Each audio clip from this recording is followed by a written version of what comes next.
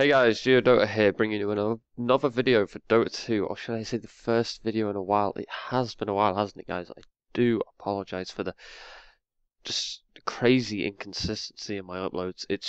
I've been active on YouTube. I'm still on there reading comments, replying to them, but I just haven't had the sort of motivation to make a video. And part of that is due to the fact that I've had a full-time job for most of this year, and I've just got really lazy in my spare time in making videos, so I just haven't been making videos. But without further ado, today is a very special day for Dota 2 because it is the full release of a long-awaited update, 6.82, that update that comes after the International, arguably the biggest update for Dota 2 every year. It's the update that comes after the International, so this is a very exciting day for Dota 2 players like me, and obviously I'm going to try my best to put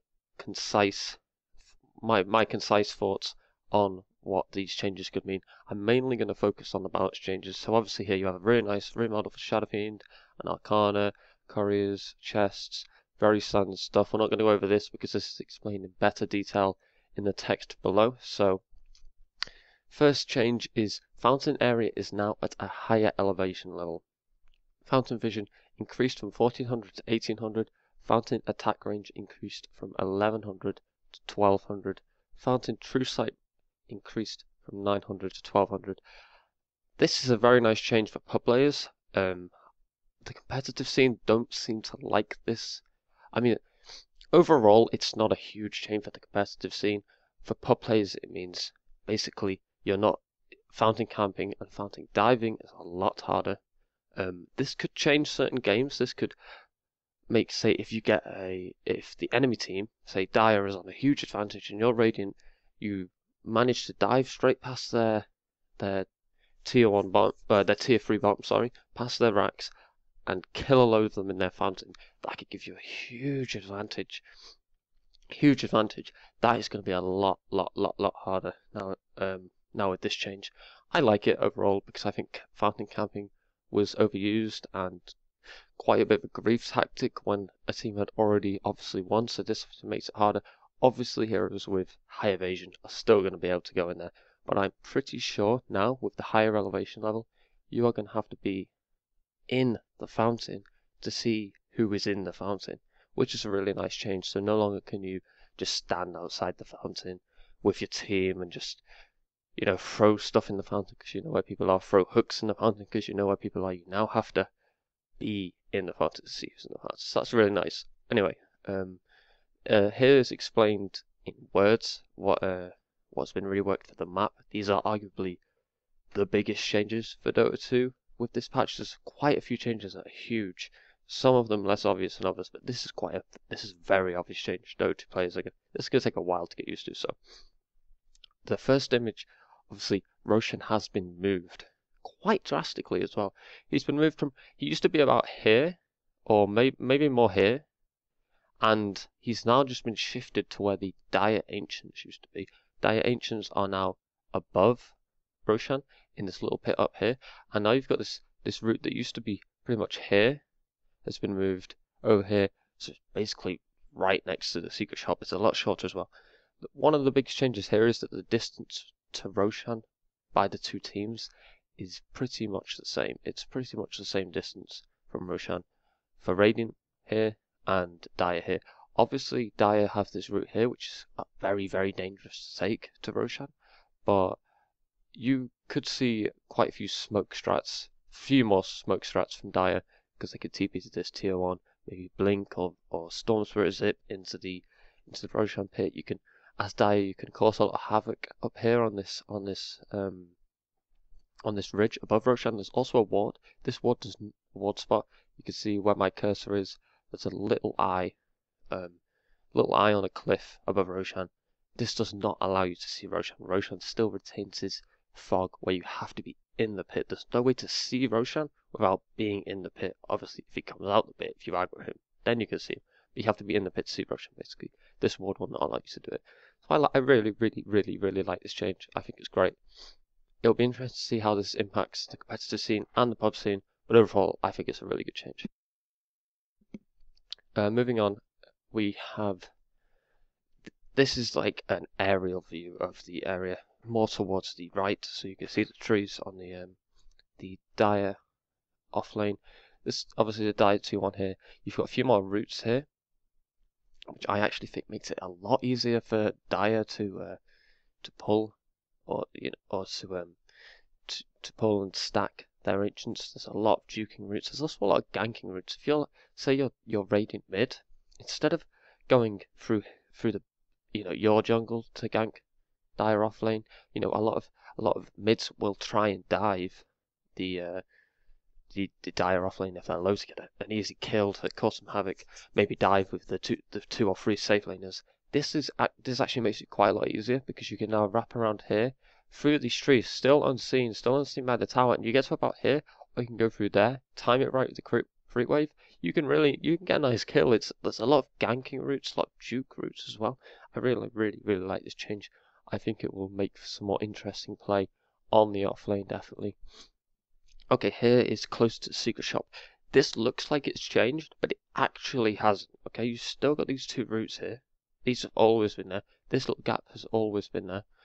Obviously, this sort of curves off now towards the Dire mid. Biggest change here that they're trying to show is the Han ward, which people call it, because this is a ward that's always been around in Han. Some people hate it, some people like it.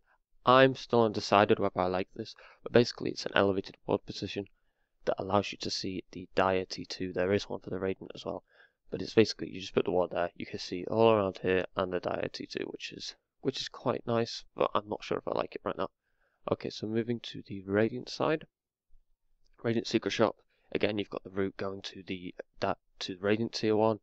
I think this is nice because as a mid, as a Dire mid or a Radiant mid, you can come up here to gank the lane, whether you're ganking the safe lane or whether you're ganking the off lane. I think this is a nice gank route. It's also a nice escape route, and I think this is like say you're a Pudge, you come up here, say you're a Radiant Pudge, you come up here and you stay there, you can hook across there. Really nice. I think that's going to make for some nice plays. Also, the route to Roshan is considerably easier to pull. So moving on, here we have the equivalent for Radiant. The Han ward again basically allows you, this gives you a lot of vision, but basically allows you to see the Radiant Tier 2 again.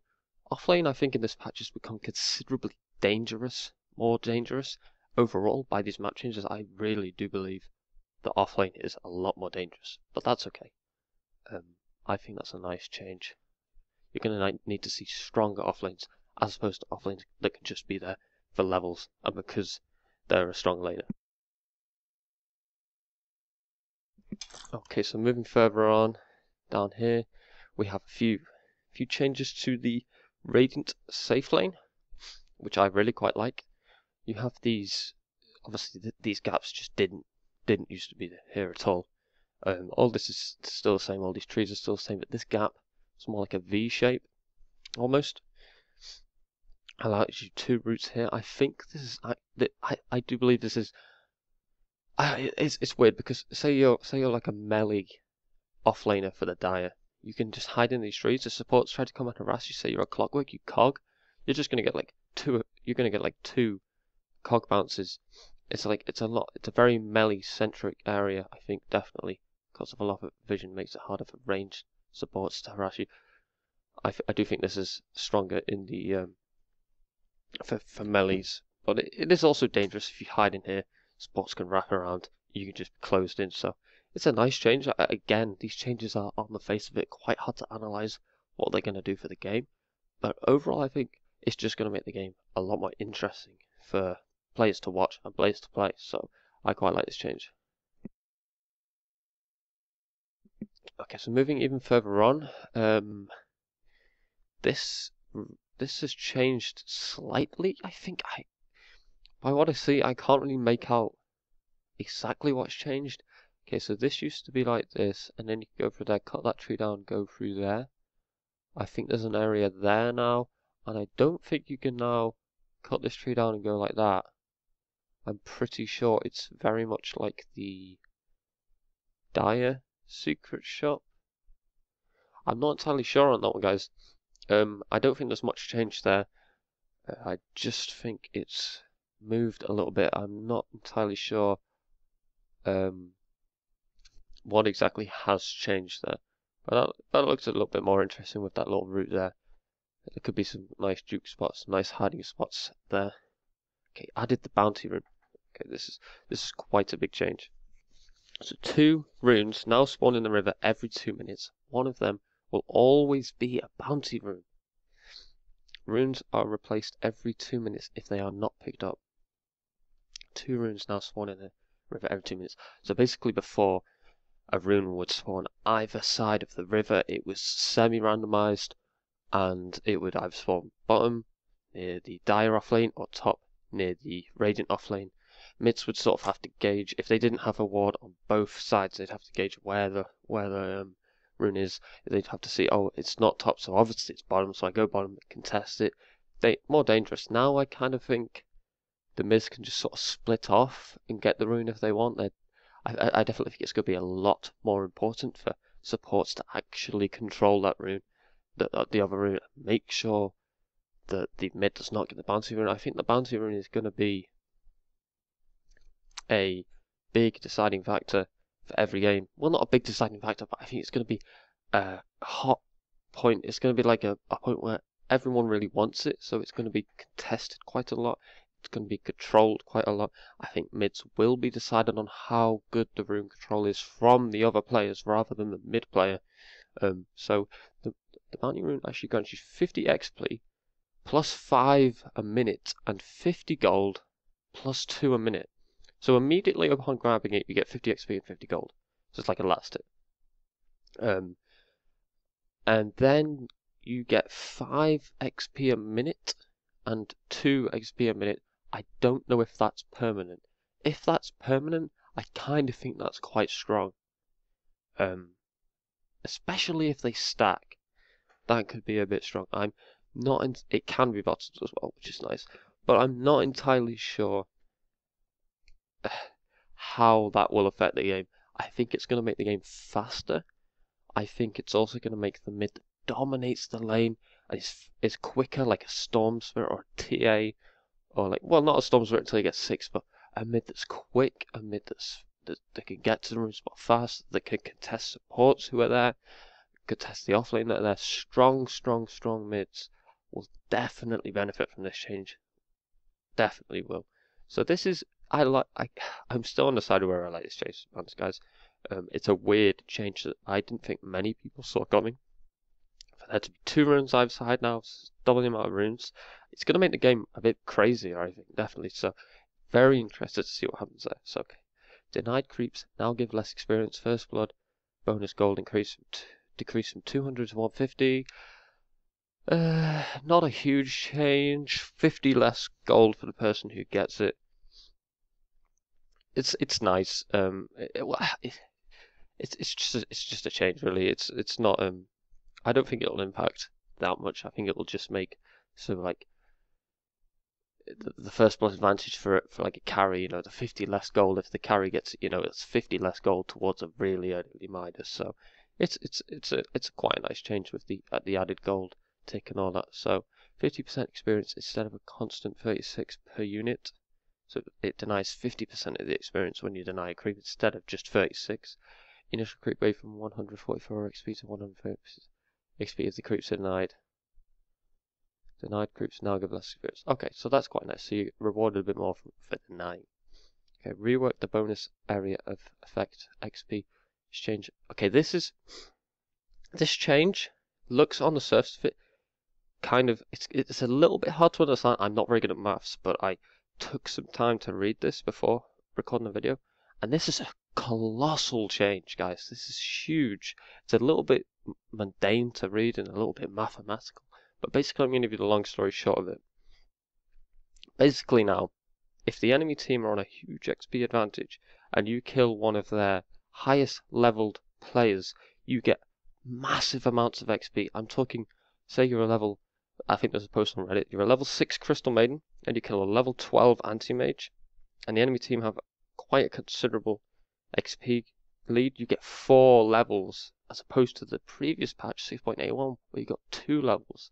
This is huge, and I don't think I like it. I think it's too extreme, but we'll see. We'll see how it goes. I'm not going to read through it because it takes a while to explain the maths of it and sort of like what everything means. But basically, if the enemy are on a lead and you kill the highest level player, expect a huge XP reward for it, guys. So this could be nice. It could be a little bit too much, in my opinion. We will see. Reworked bonus area of effective gold. So this is exactly the same, just with gold. It's as extreme. Again, a big impact to the game. Arguably one of the biggest. Okay, so basically, if the enemy are on a huge gold lead, you kill the highest net worth player, you are going to get a ton of gold, like a lot of gold, ranging up to like the 1200s of gold, like killing, like even if they're not on a kill streak. Okay, glyph fortification cooldown is now refreshed whenever you lose a tier 1 tower. Tier 2 towers armor increase from 20 to 25. Tower bounty gold for destroying tier 1, 1, 2, 3, 4, reduced from 264, 312, 2584. So, okay, that's quite big. 160, 200, 240, 280. Denied is 50%. Okay, so I think this is the last hit gold. Yeah, destroying tier 1. In cancel mode, the third ban phase. Audit swap, so we'll ignore that for now. Okay, so this is a nerf to push strats, like quite a considerable nerf to push strats, like really it is. So basically when, say you had a Chen jungle, Chen gets some nice pushing creeps, maybe he gets a Satyr and a Centaur, he's got like a really nice strong dual lane in the safe lane, and he says, like, guys, let's push this tower, you take the tier 1. Okay, no one's come to contest it because we're a really strong 3. Maybe the off lanes come down. We're gonna take the tier 2 because they use their fortify. You take the tier 2. 10 minutes into the game, you've got 2 towers to tier 2. Maybe your carry got the last hit on both of them. That's huge. That is colossal. Getting that. So this now, I think it's a very, very, very, very nice change. I really, really like this change. This is a huge nerf to just timing pushes, which I think in the previous patch were far too strong. So this is nice. In capsules mode, the third ban phase order is swapped. Let me work that out in my head. In captures mode, the third ban phase order is swapped. Okay, so you get 2 bans. Okay, so I basically think this means first pick, get the third ban. I'm not entirely sure on that, guys. I can't really work it out in my head. I don't usually draft in captain's mode.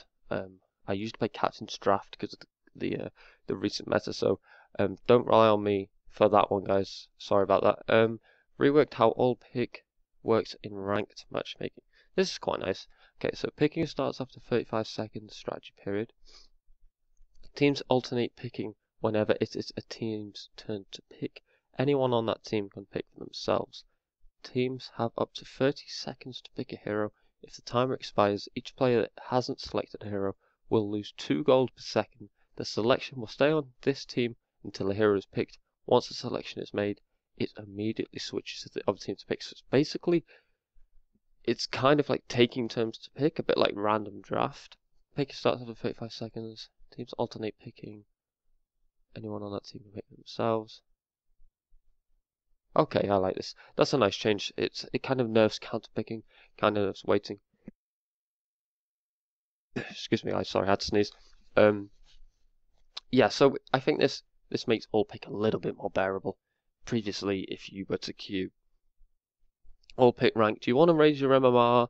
People will just pick people go like Void, Tinker, Doom, and it's like they'll just insta pick it, and you're just wow, like it's like climbing a mountain. It's just almost impossible. So this kind of makes it more bearable. This makes all pick a little bit more bearable. I despise all pick ranked. I'm gonna be straight up honest. I despise it.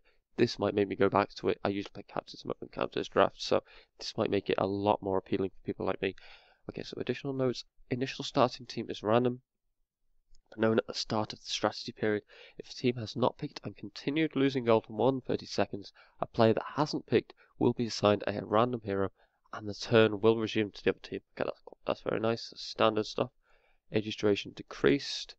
That's pretty nice change. 1 minute less on Aegis. Sort of like you can't just sit with the Aegis and farm for a while. That's good. It encourages you to push a bit more. Rosh Salam area of effect increase from 250 to 350. Rosh Salam damage increase by 20 every 4 minutes. Yeah, that just makes Roshan a bit harder to take. A bit harder to take as Meepo, which I'm not quite happy. The area of effect increase there is going to do a little bit more damage to Meepo there, which I'm not too happy about. But Centaur Conqueror Swift. This is the Centaur, the big Centaur jungle creep, the grey one. Swiftness aura has been moved to the Hellbear Smasher. I think that's the red one rather than the potato one. People call it tomato and potato. The yellow one. I think that's the red one. You know, the one that does a lot of damage. That's really quite hard to take. That has the thunderclap. Okay, Hellbear Smasher attack time increased from 1.35 to 1.455. Gets like he attacks slower. That's nice. Attack time increased. Okay. Hellbear attack, so that's the yellow one. Okay, so now the Hellbears basically do a bit less damage, which is nice because they were insanely difficult to take as motion anglers. Centaur Conqueror attack time improved. Okay, so the Centaurs now do a little bit more damage per second. They attack slightly faster. That's quite nice. Dark Troll Summoners and Snare duration increased from 1.5. Very nice. Bit of a buff to Chen and Enchantress there. Really like that. Banisher HP. Bit of a buff there. Hard. So basically these changes kind of make it so it's harder to take them or easier to take them, but it also buffs Chen and Enchantress or, you know, Helm of the Dominated Creeps. That's quite nice. Banisher HP, movement speed increase from 300 to 330. Nice. Attack range reduced from 600 to 300. That's quite huge. Banisher base attack time improved from 1.8 to 1.7. Purge attack. I don't think this is an overall nerf to junglers. I think this is kind of, in a way, a buff to Chen and Enchantress, which, again, I really like. I like seeing Chen and Enchantress played. I think they're very hard heroes. I can't, even though I play Meepo, I very much find it hard to play these heroes. They're a very different playstyle to what people are used to, so very happy to see them get some love. Fixed some rare edge cases with pathing malfunctioning. That's just a bug fix. Okay. Sorry guys, I said I'd be concise with this and it's taken me quite a while to get through the general changes, but we're moving on to the heroes soon. Okay, so the following abilities can now be cast on spell immune allies: Ice Armor, Surge, Alacrity, Nature's Guise, Chakra Magic, Recall, and Mist Coil. Very nice. I think this is kind of like the sort of Dazzle effect. In the most recent patch, Dazzle got the ability to cast Shallow Grave on magic immune units, so this now allows, say, you've got a carry. I think this is a very carry centric change. So you've got a carry. You want to put the ice armor on your carry. The carry BKBs to, you know, get deep in the enemy team and start doing some damage. Then you can't really ice summon them. You can't miscoil them. This allows you to do that. I think this is very nice. I think this needed to happen. It's a buff to the individual heroes as well, which is nice.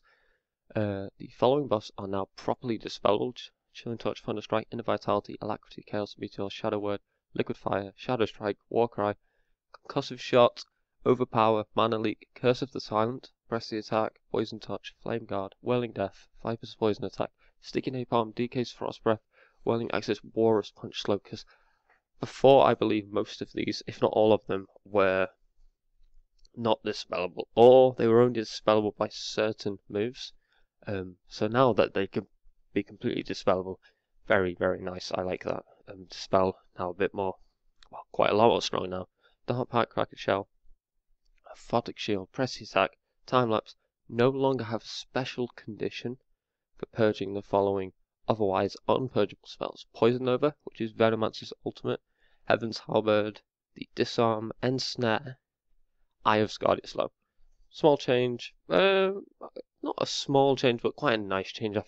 I honestly think Press the Attack is quite overpowered, so this nerfs it a fair amount. I don't believe that Poison Nova should be purgeable by anything, so I like that that's been changed. Okay, a short drink break, guys, while I get onto these heroes, because there are a lot of hero changes. Give me 1 sec. Okay, so for Abaddon, it's an alphabetical order, so Abaddon's first up. Mist Coil mana cost rescaled from 75 to 50, 60, 70, 80. Very nice change. So basically now in the lane, it's more spammable, it's less costly, this makes him a little bit more of a lane support. I feel that the problem with Abaddon is, especially in competitive, is that he's quite hard to lane, very much as a hard support. So this makes him a little bit more laneable, a little bit more rewarding to lane as a hard support, because he's going to stay on these lower levels. This level 1 and 2 are still lower, even 3 are still lower than the static mana cost it used to be. Like even max level is only 80, and at max level you're going to be nearly level 11, nearly level 12, so I really like that change. Definitely a fan of that change. Okay, Alchemist. Acid Spray, negative armor increased from 3, 4, 5, 6 per level, 4, 5, 6, 7. So basically it's 1 more armor minus per level. Nice buff to Alchemist. I still think that hero needs a little bit more love, to be honest, but I like that change. I definitely like that change. It means a level 1 Acid Spray is going to bring most heroes to 0 armor. Most of them. Still won't bring our beloved Meepo to 0 because he has insane amounts of armor. Okay, so moving on to Anti-Mage. Base strength increased from 20 to 22. 2 more strength, that's 20 more health. I really like this change. I think Anti-Mage is definitely feeling the pain over the past few patches. He's definitely not been seen, like, if not at all, in drafts over the past few months. So I definitely think it's a nice change.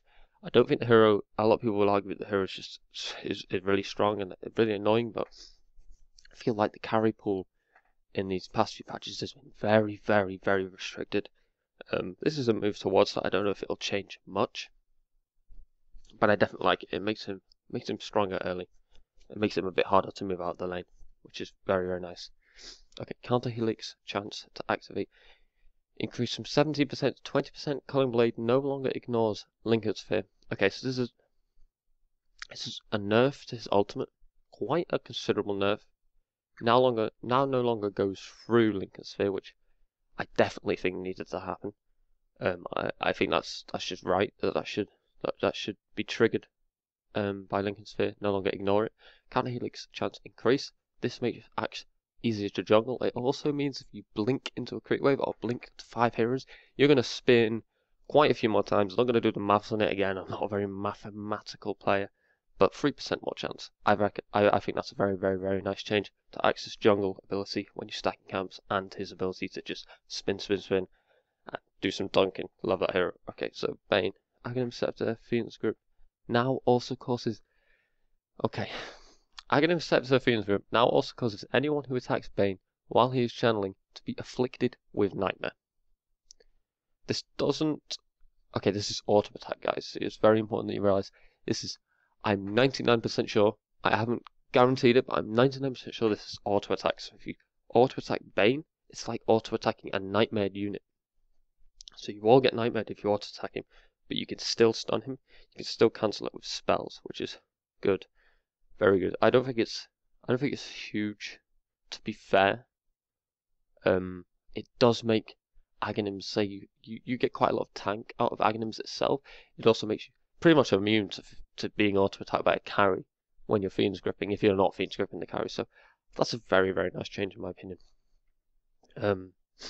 Again, though, Aghanim Scepter on Bane, in a competitive scene, that's not usually going to happen. So this is the problem with Aghanim changes. I always find when it's an Aghanim change to support, when you're ever going to really get that Aghanims, you're already going to be quite far ahead in a competitive scene. So that's a very nice pub change, though. I think it gives Bane a bit of love. That hero definitely needed. The hero itself is very strong, but I definitely think that's nice. I think that's nice. Okay, so Batrider Flame Elastic cooldown increased again. So this is another nerf to Batrider.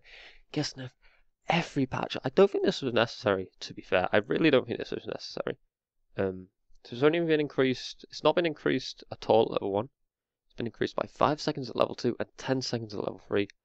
I think this is actually quite a big change to Batrider's ultimate, especially at the late stages of the game.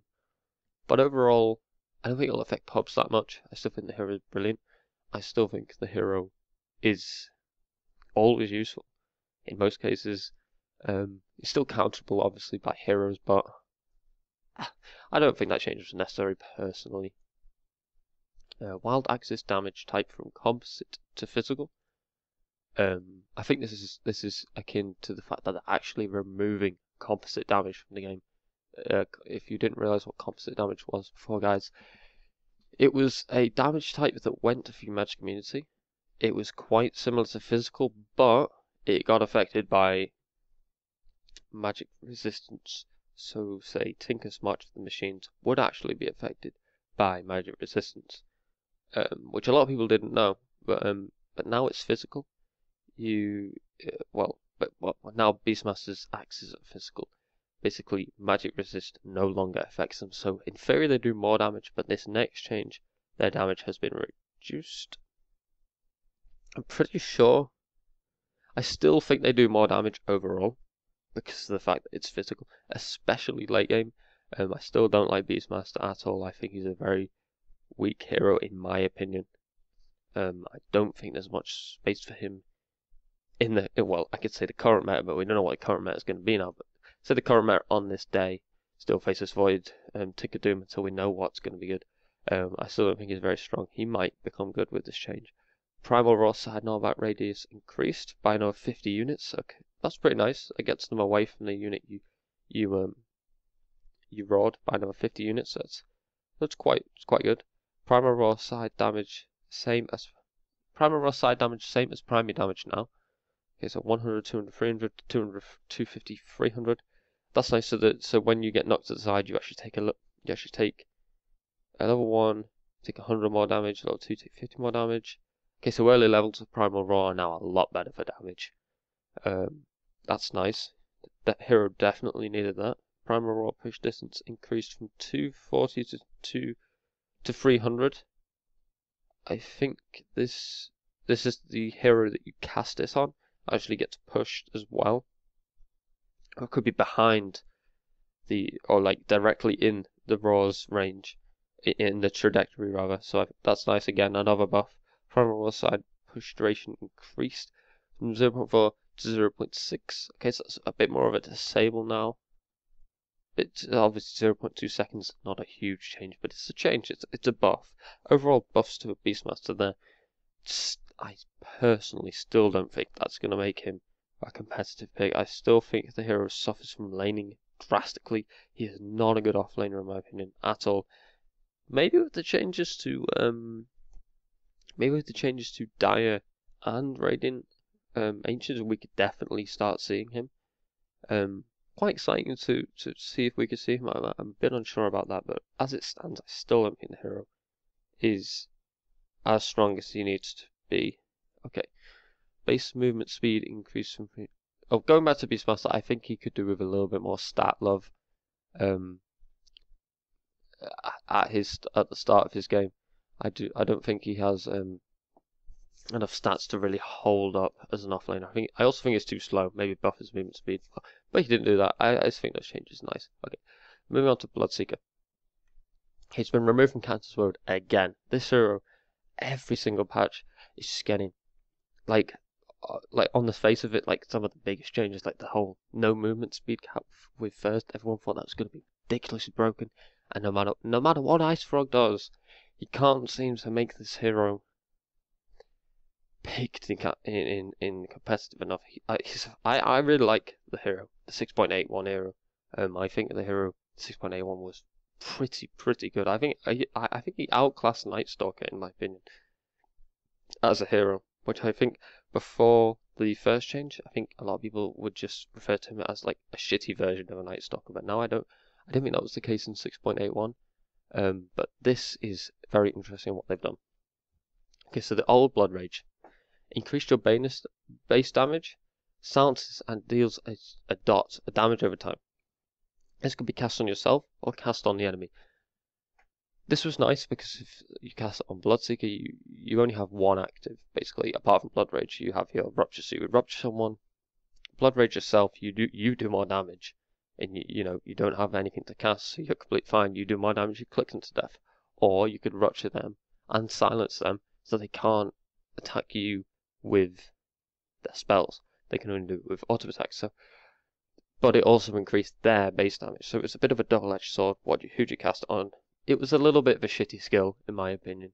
The silence was very nice, but if you say you'd want to silence an Ember Spirit with it, but the Ember Spirit would get a lot of base damage, especially at max level. People just didn't use to level this past level 1, because at level 1 it was quite a considerable silence, but it would increase the base damage if you were to cast it on someone else by too much. It was too much of a double-edged sword, I think. So now the new Blood Rage amplifies all damage taken and dealt, including spells. Okay. Taken and dealt, including spells. A hero affected by the Blood Rage buff who kills a unit will be healed for 25% of the dying unit's maximum HP. However, heroes affected with Blood Rage when killed will heal 25% of their max health to their killer. So it's a double-edged sword. It's kind of nice. It's a double-edged sword. It can be cast on yourself and on an enemy again. I think this is pretty much Bloodbath and Blood Rage sort of coupled into one, but it no longer silences. It amplifies damage taken and dealt. I personally think this is again. Too much for double-edged sword. So if you cast it on yourself, your Bloodseeker, you're no longer silenced, but that previously doesn't really matter because you don't have many actives. You take a lot more damage, but you deal a lot more damage. Amplified damage is 40%, so you take 40% more damage, but you deal 40% more damage. So if you're ahead, I guess you're going to be hitting like a truck, but you're also going to be hit like a truck. So, not sure what to think of that, but the mana cost is 0. That's very, very nice that the mana cost is 0, because previously this hero would actually still run into mana troubles because his int pool was just horrendous. Rupture you'd sometimes run out of enough mana for Rupture because the cooldown was so short. So I like this. Overall, I like this. It's interesting. I still, on the skill in itself, without reading the rest of the changes, still, I think isn't enough. But we'll see. Cast point 0.2, so quick cast, can target spell immune. Spell immunity does remove it. Okay, so basically how does it work, guys? You're BKB'd, he can cast this on you. Or himself, if he's BKB'd. He casts this on you, you BKB, it removes it. Okay, so that's important to remember. That's quite nice. This no longer silences or does damage over time. So you're no longer going to get like a damage tick over time. Bloodright. Targets an area, an effect that is visible to enemies appears on the ground. After 3 seconds, enemies in the area are damaged and silenced. Area of effect is 600 range. Cast range is 1500, so you can cast this from very, very far away actually.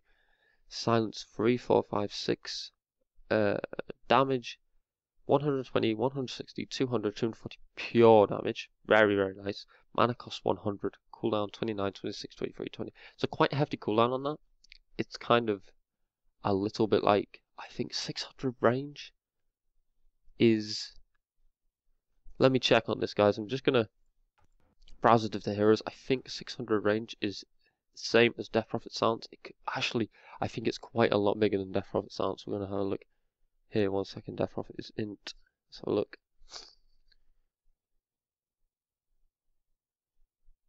Radius 425, so it's bigger than Death Prophet Silence. It's around... It's 175 units bigger than Death Prophet Silence, so it's just like an improved. It's like nicer than Death Prophet Silence actually. And it does pure damage. That's really, really, really nice. The cooldown on it is quite hefty. 6-second silence, big AoE, massive cast range, 240 pure damage. That is a very, very, very nice silence. Arguably one of the better silences, if not one of the best silences in the game by reading it. Obviously, I've not played it in the game yet, but that sounds incredible. First visibility. Okay, so they kept first. Okay, first visibility and true sight are granted only when the target is at or below 30% HP. Instead of 50, 25% for vision true night. First visibility. Okay, so now no longer do you see a hero on the map at 50 when they're below 50% HP, and you get true sight when they're below 25%. Now it's static 30% for both. So if a hero's below 50%, you still don't see them. If they're below 30, you see them and you get true sight. That's nice. It's a nerf. Honestly, it's a nerf. It counters Slark a lot less. It's a little bit of a buff to the true sight, but overall I think that's a nerf. First, now shows a debuff and a visible effect to the enemy when they are revealed. That's very nice. So now, I think, for competitive players, that doesn't make any difference at all. They should know when they're revealed. But for pub players, now they're going to have a little bit more of an indication of when to TP out or when they're visible. First movement and damage bonuses are now proportional to how... Hang on. First movement and damage bonuses are now proportional to how low the enemy's health is. Okay, so now the lower health they're on, the more movement speed and damage you get, rather than if there's 5 heroes on the enemy team that are below 50% health, you just get a crazy amount of movement speed and attack damage. Okay, so this is overall, again, a little bit of a nerf, but also a buff, I think. First skills linearly with HP mini, it gradually provides the bonus at 100% to full bonus at 1% health. Previously, it provided full bonus at 50% and nothing above it. Okay, so this is nerf. This is nerf to first again. First movement speed and damage bonus increased. Okay, so they've increased the cap basically on for each instance of first. So now like you have 5 stacks of first, it's 5 times 40 instead of 5 times 35. At earlier levels this is a lot nicer. It's basically 5 each time. Yeah, 5 each time. So basically the cap's been increased by 5. A value of 5 for each one. So overall, I think that overall that's a nerf still, but it's just kind of like a change. I think this honestly makes the hero strong. Like Rupture no longer deals initial damage, because you no longer get that burst of damage. You can no longer see someone on very low health from a long range and just one-shot them without them even moving. So they have to move to take damage now. Rupture duration increased from 7, 8, 9 to 12. So it's 12 at all levels. That's very, very nice. Now a level 1 Rupture is actually good, instead of just kind of a tickle. Rupture cooldown reduced from 70, 60, 50 to 60 at all levels. Okay, so that's a buff at early levels, a nerf at level 3. I think overall that's a buff to Rupture. You don't get that initial nuke damage, but the 12 seconds at all levels, that's huge. Like that's a 5-second increase. That's almost double a level 1 Rupture. That's really, really nice. So I think overall the hero in itself is better. Like overall with those changes, that silence, those Rupture changes, the first change, the blood right change, that's really, really, really nice. So I'm very, very happy with those changes for Bloodseeker. Again, pop players are gonna moan because he's hard to deal with, especially at lower levels. But I think that's nice. I think the hero's gonna be a lot of fun. I can't wait to try him out. Okay, Bounty Hunter. Shuriken Toss now bounces to all tracked units within a 900 range. 900 range is huge. That's basically around the area of, say, tier 1 dire safe lane. That's gonna bounce to basically the top of the lane to the bottom of the lane. That's good. That's very, very, very nice. I think that makes the hero sort of deal more damage, because I think the problem with the hero is in team fights. What does he offer in team fights? If a team is competent, they're gonna have sentries around. They're gonna be enough of a group to respond to a bounty hunter coming in and critting. So I think that makes him a bit more of a long-ranged hero, in of enough fact that he can stay behind a group of trees, track a load of people, then in the team fight, chuck the shuriken, and it's going to do a lot of nuke damage, a very nice amount of nuke damage to everyone who's tracked, if he's managed to track enough people before entering the team fight. So I think that is a very, very nice change to bounty hunter. Moving on, Brewmaster. Drunken Brawler's critical strike / evasion timer increased from 10 to 16, 14, 12, 10 seconds. Drunken Brawler's critical strike and evasion timer increased from 10 to 16, 14. Okay, so he can't. Okay, so there's like a with Okay, yeah. So basically, he evades a lot less and crits a lot less. So it used to be 10 seconds at all levels. Now it goes 16, 14, 12. So he can't crit twice within 16 seconds, I think. I think that overall that's just a nerf to his um, critical rate and his evasion rate. So that's nice. He's no longer going to be a bit. The orange is going to be less strong. Obviously, at level 4 it's just going to be just as strong. The hero, I think, with Aghanims is incredibly strong. I like that. That's fine. Okay, this is a very nice change to Broodmother. I love this hero. I'm so glad to see her getting some love this patch. Okay, so Spin Web now has 1, 2, 3, 4 charges as leveled, with a 40-second replenish time instead of a 30-second cooldown. Okay, so basically how webs used to work, you have, so you take webs level 1, you move into lane, you can only place 2 webs. Okay, you place the first web, you have to wait 30 seconds to place the next one. Now, you place the first web, you have to wait 40 seconds to place the second web, but you can place a third web 40 seconds later. 1, 2, 3, 4 charges. Okay, am I reading that right? Still has a max of 2, 4, 8. Okay. Okay. Still has a max of 2, 4, 6, 8 webs total. Spin Web now has a 1 charge. 40-second replenish time. Okay, so this is basically, this is actually a nerf to webs. I read it wrong. I thought it was a buff to webs. It's actually a nerf. Now has charges. Okay. So it basically means you place webs. Sort of, it takes longer to place the second web basically, which is a bit annoying. Spin web time to enter hidden mode after taking damage increased from 3 to 6 seconds. Okay, so another nerf. Spin web movement speed bonus is doubled whenever Broodmother is in hidden mode, having not taken damage recently. Okay, so she moves very, very quick now in webs while invisible. That's really, really quite nice. Spin web phasing and speed bonuses now work on spiderlings. This is really, really nice. Now spiders, the little spiders move incredibly quick. You can keep them out of range of things. You can react, say like a Legion commander enters the lane, you can react to her so much more quickly before she drops that and you can destroy all your spiders. That's really nice. That's quite a big buff actually. And now they can hide in the trees where your webs are. Another big buff. Like previously enemy heroes would pretty much know where spiders are. If they're a competent player, they're going to know where spiders are. They're going to blink to that place. Axe is going to do a call. Legion commander is going to drop the nuke in the lane and at least get a good portion of your spiders. Now you can hide them in the trees. They're going to be a lot less easy to predict where they are. Sentries are going to affect them a lot less. So I really, really like that change. Okay. Spin webs are now selectable and have an ability to destroy themselves. That is beautiful. Now you can choose where to have your webs. Previously, guys, you'd basically say you were reaching your cap of webs. Say you're at max level webs. You go to place your 9th web. You place the 9th web, but the oldest web would get destroyed automatically every time, and that could be quite an important web. So then you'd have to wait another 30 seconds to place it back.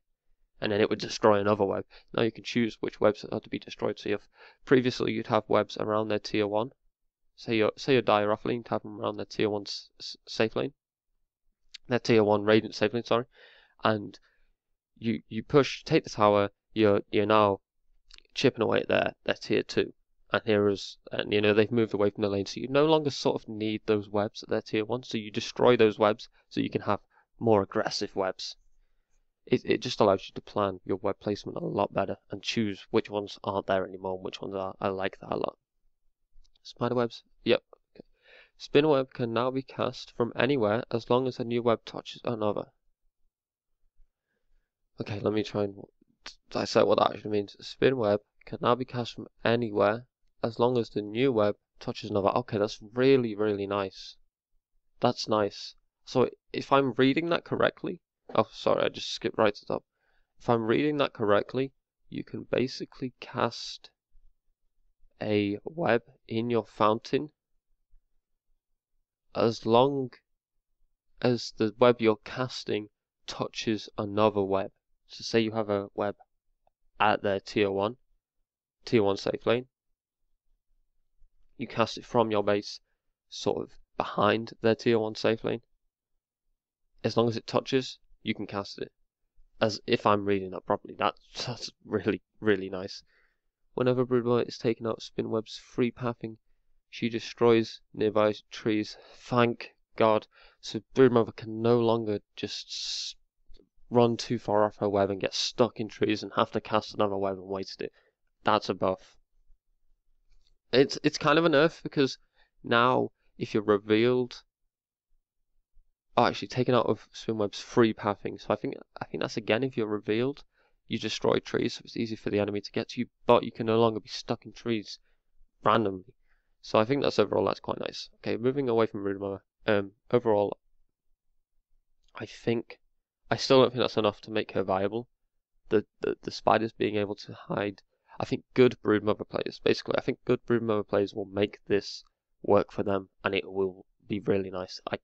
You maybe could see people like Admiral Bulldog playing her, or Light of Heaven, definitely. Which is really exciting to me because I love that hero. But the nerf to pushing again, it's a bit of a nerf that I don't think we're going to see her, unfortunately. In my opinion, with the changes bundled together, I still don't think we'll see her. I think she's going to be more fun in pubs, though. I can't wait to play this hero. Really, really enjoy Broodmother. Okay, Centaur War Runner. Stampede mana cost increased from 800 to 100, bit of a nerf.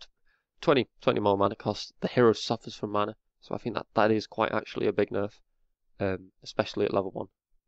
That's 100 static mana. That's quite big. So now heroes may have to cast that. Players may have to cast that a bit more conservatively. They may have to think more about when they cast it rather than just chucking it out to save a player. They may think, oh, if I cast this, but I won't have enough to hoof stomp now because of the increased 20 mana. So that's nice. Okay, so moving on to Chen. Penitence duration rebalance from 7 to 5, 6, 7, 8. So earlier levels, Chen's Penitence. Penitence is the damage amplification. Yeah, the Q, the damage amplification, which isn't really used early, that much early. I think that's a buff overall, though still, it's not really a big change. Penitence slow and damage amplification rebalance from 8, 16, 24, 32 to 14, 18, 22, 26. Penitence slow, damage amplification. Okay, so this is buff to Penitence. This is like quite a nice buff to Penitence early. Okay, so basically the buffing Penitence is early game and nerfing it's late. Kind of. Yeah, this is exactly that. It's a nerf to its late levels, but quite a considerable buff to its early levels, which is really nice, especially level 1. Like, level 1 Penitence now is actually very, very nice. You may somewhat see players taking 2 in Test of Faith now, and 1 in Penitence, as opposed to, well, at least I did. What I would do is just max Test of Faith before even taking any levels of Penitence. Maybe that's wrong, but that's probably is wrong. But now I think an early pickup for Penitence is actually very, very strong. Penitence now amplifies a damage source directly instead of attempting to redeal a percentage of the damage taken as physical damage. That's a bug fix. Penitence cast range increased from 600 to 800. Nice. The overall buff to Penitence needed to happen, I think. Holy Persuasion is no longer restricted from targeting spell immune neutral groups. Holy Persuasion is no longer restricted. Okay, so this basically means he can have Mud Golems. Yeah, he can have Mud Golems. And it also means later on, Aghanim Scepter now allows Holy Persuasion to target ancient groups, maximum 1 ancient group per level of Hand of God. So a level 3 ultimate, a level 16 Hand of God, that's the one that heals people. But when you've got a level 16 Hand of God and an Aghanim Scepter, you can have 3 ancient groups. A lot of people are going crazy about this. In fairness, I don't think this is that insane. But it does make the ancient groups very, very, very tanky. I think people are going on about this taking towers. I think this allows people to take Roshan. Like, say, it's weird because Aghanim Scepter, it's a weird change because Aghanim Scepter on Chen, it's kind of like, you go Arcane Boots mech if you're playing it properly. Some people go Force Staff. Aghanim Scepter, more tempting to take, definitely more tempting to take. I hope it still buffs his Hand of God, because an unbuffed Hand of God with Aghanim Scepter is not worth it. Not worth it for the ancient groups. Overall, I don't think this change is as insane as people think it is. I really, really don't. I think it's like the whole Omni Knight, Aghanim Scepter, fortifying towers changed. Like everyone went insane about that. Didn't really affect the meta. I don't think that's going to affect the meta personally. I think the peasants changes and being able to target mud golems. I think that will change the game more than the ancient creeps will. But that's my personal opinion. That's how I see it. Okay, Clink's searing arrows is no longer an attack modifier. That is a very, very, very nice change. Now he can basically buy Scardy, which he really, really needed. Gives him some tank and allows him to slow the enemy players. So previously, what Clinks would suffer from is why a lot of people went Blink, is he couldn't hold down a player. He couldn't even slow a player. He'd blink in. He'd do a ton of damage to players he's ganking, but they just run away. If they were quicker than him, they'd run away. So basically, this is a really nice change. I think you'll definitely see people picking up Diffusal Blade for the slow, and the mana purge, obviously. And I also think you could maybe use these like Sanj and Yashi clinks. That would be legit, and Scardy clinks. So that's I love that change. I love that change. That's really, really nice. That makes her a lot more viable. I definitely think we could start seeing him in competitive. Definitely. We already see him in competitive, but I think that makes him a lot more viable. Hookshot now pulls Clockwork to a neutral creeps normally. It previously triggered on neutral creeps, but didn't travel to them. Okay, yeah. So basically now he can hook to jungle creeps. That's very, very, very, very, very strong, in my opinion. They nerfed that, I think, ages ago, but now it's back. I think that's beautiful. I think that makes the hero even more viable. I think we'll start to see him again. We already saw him, but I think we'll start to see him more. Frostbite damage interval.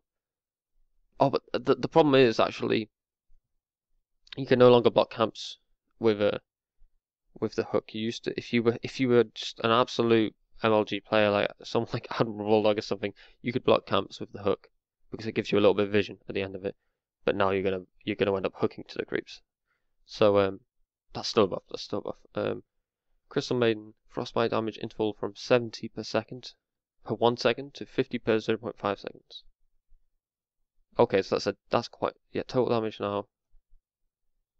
Still lasts 10 seconds on each. So frostbite now is a lot better to level.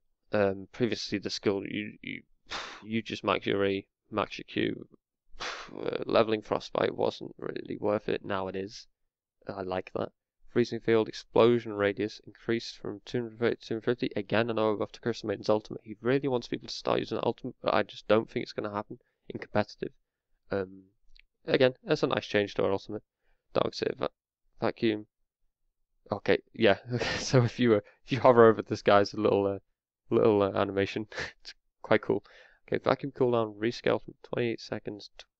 What? Vacuum cooldown rescale from 28.0 seconds to 28 seconds. Is that a troll? Vacuum cooldown rescaled from 28.0 seconds to 28 seconds. I think that's a troll. I'm pretty sure that's a troll. Maybe I'm just completely missing something there. I'm pretty sure that's a troll. Maybe they just wanted to add it so they could do that. Iron Interceptor Weave. Armor reduction per second increased from 1.25. Reduction per second increase. I think that increases the armor. Yeah, that increases the armor you gain as well if you get hit by Weave if you're on Dazzle's team. So that's a further buff to Dazzle's Weave. That skill is so strong. But again, when do you ever get an Aghanim Scepter on Dazzle? And people will say, oh, I get an Aghanim Scepter on Dazzle. But when do you ever see a pro player get an Aghanim Scepter? This is what the game's bounced around. Again, that's cool for pubs. Dazzle's going to be even stronger in pubs. He's already incredibly strong in pubs. But yeah, as a competitive change, I don't think that's that huge. Exorcism cooldown increased from 115 to 135. That needed to happen. That really needed to happen. The hero is still incredibly strong. Her ultimate was just way too good, and I think that is what needed to happen. 20 seconds is considerable in the game. It's considerable. I'm not sure. I think it's enough, but we'll see. We'll see. I still think she's an incredibly strong hero. And incredibly boring to play. I don't like Death Prophet at all. Doom.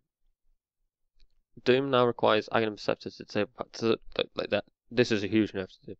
Doom now requires Aghanim Scepter to disable passes. Before he could disable Backtrack, he could disable Blur, he could disable Anti-Mage's Spell Shield. This was huge. This like Anti-Mage now is countered a lot less by Doom.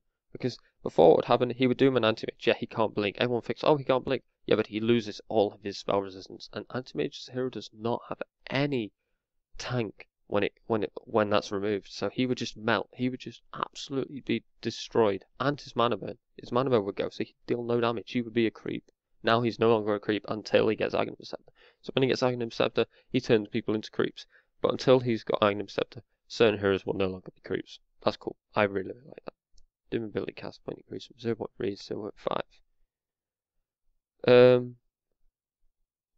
Increase. Okay, so no longer is it like an instant. It's almost an instant cast moment. Now it's less of an instant cast. It's actually considerably less of an instant cast.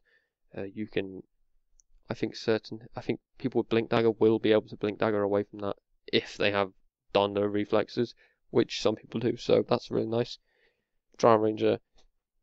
Frost Arrows slow increase from 11, 24, 37, 60 to 15, 30, 45, 60. So the level 4 Frost Arrows is completely unchanged, but now taking 1 level in Frost Arrows, which is what I do and what most people do when they play Drow, it's favourable to max the E if you're going for an aura strat, which is why you take Drow in my opinion. And max Silence, because that Silence is so ridiculously good. Now if you take the 1 level in Frost Arrows, you're rewarded more for taking the 1 level and the 2nd level. So overall, very, very, very nice buff to Drow. Okay, this is a funny change. This is like a buff to a hero that I honestly didn't think needed it at all. I think the hero got nerfed a lot, and then people started to learn how to play him again, and the hero was very, very good. Okay, so this is hilarious, and I think Aghanim Scepter is very, very, very, very viable on Earthsphere. I think we're going to see this hero as an offlane if he gets entered into Captain's Vote. I think we will. I would put money on this hero being in competitive 100%. Okay. Added Aghanim Scepter grants Earthspirit a new ability, Enchant Remnant, which lets him temporarily convert a hero into a Stone Remnant. Okay. Enchant Remnant. Okay, so on the face of that just looks hilarious. I think that's too strong. I think that's far too strong, but we're going to read into what it does. Converts an allied unit, an allied or enemy hero, not self, into a Stone Remnant for 3 seconds. The target behaves like a Stone Remnant fully until the duration is over. When the duration ends, the remnant shatters, releasing hero while dealing 300 damage in a 300 radius. That's retarded, in my opinion. Sorry to use that word, guys, but I think that's stupid. Like, say, I think someone did a GIF on this. This is like a colossal nerf to carries. If Earthspirit has, it's a colossal nerf to everyone. But if someone did like a GIF on a Faceless Void, Chronos 2 people, but he doesn't catch the Earthspirit in it, because when are you ever going to catch an Earthspirit in it if they're positioned properly? Because all their stuff is ridiculous range. So. And you turn the Void into a Stone Remnant, you pull him towards you and kick him away. And when you kick him away, he goes miles. He goes so far. So, and it deals damage. Oh man, that's rough. That's a rough skill. Oh man, like people like Jirax. I don't know if you know who Jirax is, guys. But he's an exceptional Spirit play. He streams from time to time. I'd recommend watching him. He's really good at the hero. He's going to love that change, but overall I think that change is way, way, way, way too much. 45-second cooldown. It's a okay cooldown. I think it should be 60. Mana cost is 150, cash range is 600, so you can cast it on a Void in a Chrono, which is huge. And again, it's too much. Like you're an Enigma, black holing people. It's basically a 3-second disable, and they can push you around, so he can pull you towards him and just kick you away, so you're no longer in the fight. Man, that's rough. I don't like that change. That's too much. Boulder Smash unit targeting now only selects units. Boulder Smash point targeting. Yeah, so we no longer cast it on towers and stuff. Boulder Smash point targeting now knocks back the closest remnant within 200 air effect and direction selected. Cooldown for Boulder Smash. Okay, that's just some bug fixes kind of. Geometric grip silence rebalanced. Okay, so they nerfed the silence again. That kind of makes the hero a little bit less strong with that insane buff they've just given him. Because Aghanim Scepter, I really think, is a legit pickup on that hero now with that. It's like, really is. If you have an off lane, you can go like, Arcane. You could just go Treads, Force Staff, Aghanims. Done. Or you could go Arcane's, Mech, Aghanims. Done. That hero's good. You could even do him as a mid. Sorry, I'm going on a bit, but I think that change is just ridiculous. Geometric grip. damage rebounds from 100, 150, 200, 250. Okay, so the damage is buffed on it. That's not too huge. Pull speed on allies reduced. That's good. That's good. Thank you for that. Okay, so no longer can he instantly save someone. He pulls them a bit slower. You can catch up to them, interrupt it. You can sort of pull them away again. So drop range reduced. Good. Good. Still nerfs over here. Apart from that change up there, and nerfs here. Fixed stone remnant being unable to travel as a projectile through chronosphere. Buff. I think that needed to happen. Fixed stone remnants not appearing in fog of war. That's good. That's a bug fix. Magnetized search radius increased from 300 to 400. To buff his ultimate. Magnetized stone remnants disappear after 8 seconds instead of 5. That's a buff. Okay, the hero's been buffed overall. That's interesting. I love that hero, but wow. Okay, we'll move on because I could go on forever about that. Fisher no longer has unit targeting. That makes the hero harder to play, basically, but a bit more skill based. I like that. Fisher is no longer blocked by Lincoln Sphere. Thank you. That's perfect. That's brilliant. Added Aghanims, so basically now he can lay it down and stun like a Weaver, a Lincoln Sphere units instead of the Weaver just walking away because it triggered the Lincolns. Okay, added Aghanim Scepter. Causes units that are pulled in by Spirit to be disarmed in addition to being slowed. Slow disarm duration increased from 3456 to 456. I don't think that's that big. It's a 6-second disarm. Actually, I say that, it's like at max level, it's a 6-second disarm. And that hero, like overall, what kind of items really do go on the hero? You can go like Arcane's Mechanism and Force Staff or Blade Mail. And the hero is still pretty squishy and pretty easy to kill and not that useful. You'd rather take someone else. But now it's like you land a good ultimate. 6-second disarm, that's quite big. I like that. That's a good buff. I think people could end up actually taking Aghanims on him. I really do. Natural order armor reduction from 25, 50, 75, 100%, 40, 68. Wow, okay, buff to his aura again. I don't know why Ice Frog keeps buffing his aura. Like, that makes him like Death Prophet, Elder Titan, or Medusa Elder Titan's going to become a thing. I like that. I guess it would be nice to see Elder Titan again. I think that series is quite skill based, quite nice to see. We'll see. I definitely think it's going to make him viable again in the competitive scene. Pub players still struggle to play him, myself included. I really struggle to play that hero. He's very squishy, but for like a slow moving melee guy. Yeah, it's a nice change. Natural order magic resistance reduction increased. Okay, so further buffs to his aura. Wow, that's rough. Charges base movement speed increased. Very, very nice. That needs to happen. Only by 5, but I think it's nice. Bit easy to gank with. Midnight Pulse cooldown increased from 25 to 35.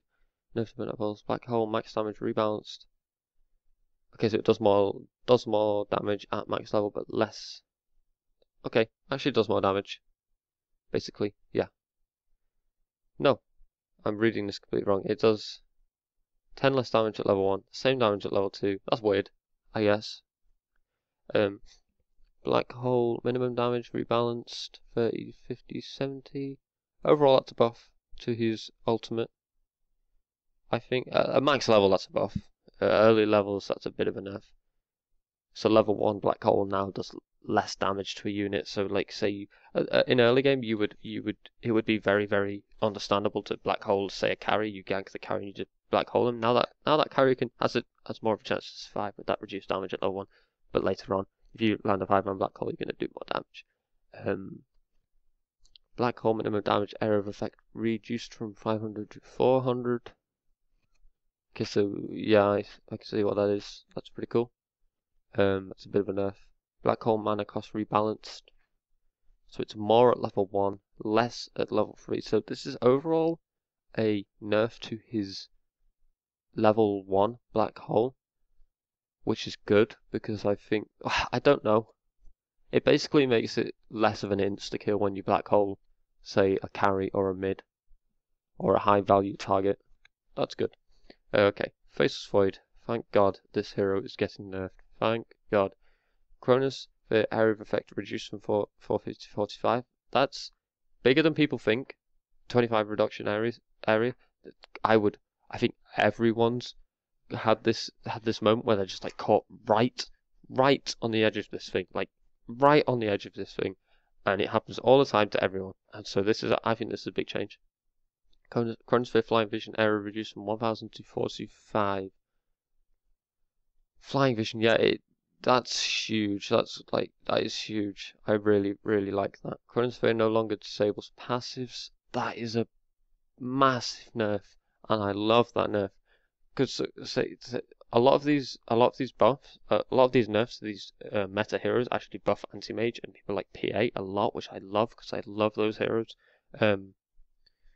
Basically, say you would Chronosphere, say we'll use Anti-Mage as an example, you Chronosphere an Anti-Mage, it would disable his Spell Shield passive, Skywrath Mage drops his ultimate on Anti-Mage, he completely melts. Now he doesn't completely melt because he's got that insane magic resistance. So that's overall. It's like a nerf to Void, but it's also a nerf to Skywrath Void, it's also a nerf to like, not Enigma Void, but like Disrupt the Void, Witch Doctor Void, it's nice, it's really nice. Chronosphere's effect no longer linger for an extra. That's a bug fix. The Chronosphere would linger for half a second longer than it should have, which was annoying because the hero was way too strong. And yeah, it's been nerfed, well, fixed, so that's great. Really happy with that. I still think the hero is viable. I still think Chronosphere is a very good skill. I still think the movement speed he gets at Chronosphere is a very good skill. I still think Time Walk and Backtrack and Time Lock are insane. So I think that hero is still good. I still think that hero is good. That needed to happen. Homing Missile, maximum damage increase from 1. Okay, so a buff to Gyrocopter's Rocket. Don't like that hero still. Maybe we could see him with Elder Titan, because the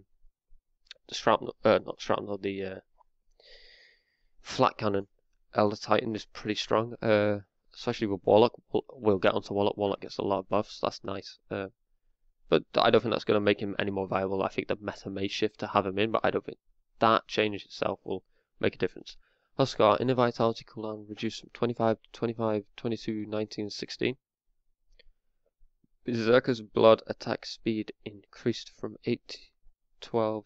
Okay, inner vitality cooldown reduced. So it was 25 at all levels. Now when you level it, it gets shorter. That's nice. Maybe cast it 2 times in a team fight, or 3 times in a team fight instead of 2. Berserker's blood attack speed increased from 8, 12, 16, 20 to 14, 16, 18, 20. Life break cooldown. Okay, so Berserker's blood attack speed increased. Oh wow, that's actually like a really big buff to his early game Berserker's blood. You can maybe take a couple more, well, 2 levels in Spears now, and at level 1 Berserker's blood, and that's better than like a level 2 Berserker's blood. That's a further buff to Huskar he needs. Life break cooldown reduced to 12 at all levels. That is huge. Oh my god, that is huge. That is so nice. That is so nice. The hero is just constantly bashed on for being completely pub broken. Pub players hate him, but he needs to be competitively viable. I want to see this hero competitively viable. I don't think the changes I've read so far will do that, but that's nice. Life rate damage reduced from 50% to 35%. Item receptor is still 65%.